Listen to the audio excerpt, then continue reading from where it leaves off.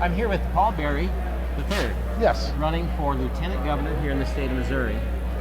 And Paul, tell me a little bit about your background. Well, I'm a St. Louis County businessman. I became a Republican 11 years ago, and I joined this party to push our conservative values throughout the state of Missouri.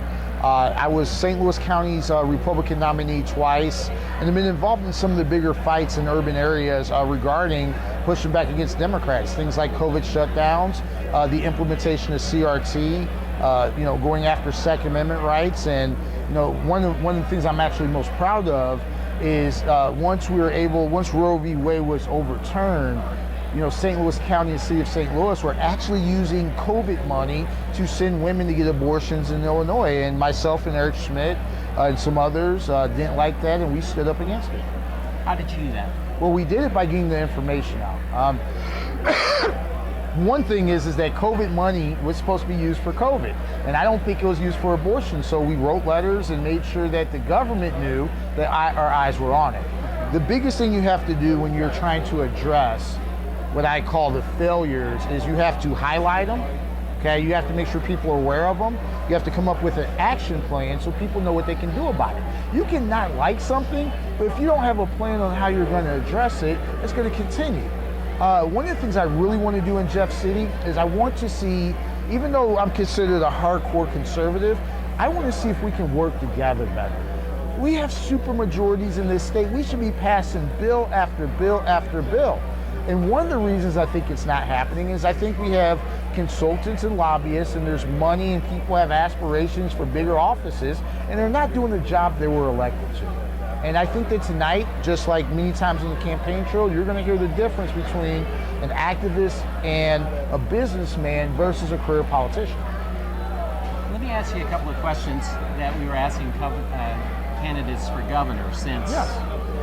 Because I could be in that position. Absolutely. Exactly. So how do you feel about Governor Parsons sending National Guard troops to help in Texas? Well, let me tell you this. I was one of the first in the state that actually was really loud about supporting that, and that was actually a few years ago. So I do support it. However, if he could just take a couple of those troops and send them down to the city of St. Louis and Kansas City, because we have problems there also. So again, what people don't understand is because we are not on the border, a lot of times people say, is that really our issue? We have 80 to 85,000 illegal immigrants living in Missouri right now, and they're taking our resources, the fentanyl, the illegal firearms. Now, I'm a Second Amendment guy, and I think that guns, you should have any gun that you choose to. But when guns are coming from Mexico, okay, directly to drug dealers, then we have to cut that serpent's head off. Well, maybe I can ask a question about that. Oh, please do. So I understand that in the state of Missouri, that counties and cities cannot pass gun laws that are more restrictive than what the state has passed. Let me give you, that is a correct answer, but can I qualify a little bit? Because I'm an expert at this part. Absolutely. So when they passed this, all the fact that we're going to have permitless carry, I actually wasn't a huge supporter of that bill, even though I ended up supporting it. People say, why? Because there was a provision that allowed jurisdictions like the city of St. Louis and Kansas City and St. Louis County to create certain laws, and they don't get to ban everything that they want, but like for instance here, you don't have to have a CCW to carry a gun, okay? In the city of St. Louis, you cannot open carry a gun without a CCW. I thought the Constitution applied equally to all people, see the shining seed, no matter what your zip code is. So you have the gun lobby in some ways will say, hey, we did this, but if I can't have the same gun rights in the city than you can here, then how is that constitutional? Circling all the way back, I wrote an initiative petition that was certified by our Secretary of State, Jay Ashcroft, that looked to eliminate that, to give the counties no authority whatsoever to create their own gun laws. Because why is the places where African Americans live in this state, we have different gun laws than everywhere else? To me, I think the Democrats are racist. Okay, I'm just going to say it flat out for the people.